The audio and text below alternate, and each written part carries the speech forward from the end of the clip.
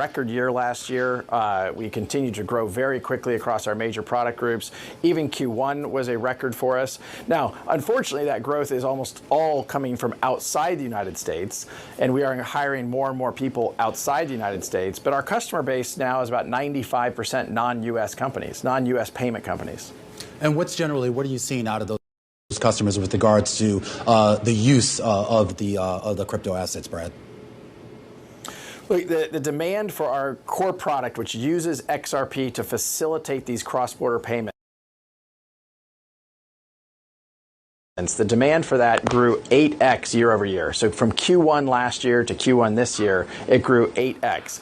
And that's off a base already measured in the billions. Mm-hmm. So from our point of view, demand has skyrocketed. I just think it's incredibly frustrating that here in the United States, where we have led innovation in so many different industries, we have an agency that is over the United States. Yeah, and we kind of know how this plays out, Brad. I worked in Washington for a lot of years with some of these agencies. I'm going to rephrase the question I asked before, because it seems like what the SEC is going after, and for that matter, the CFTC, is a look at that use case. And I guess how they determine, at least in their viewpoint, the use case for crypto assets ends up becoming, I guess, the base case for what type of regulation you end up with. I think that's super fair.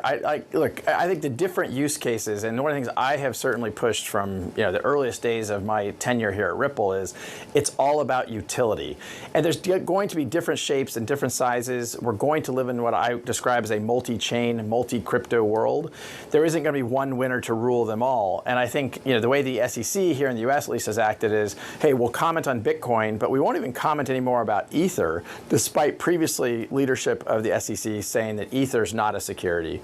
So I believe very much utility does matter. The facts and circumstances matter. But time and time again, what we find is the CFTC is the most appropriate regulator for this industry. And I think you find that uniformly across the whole industry.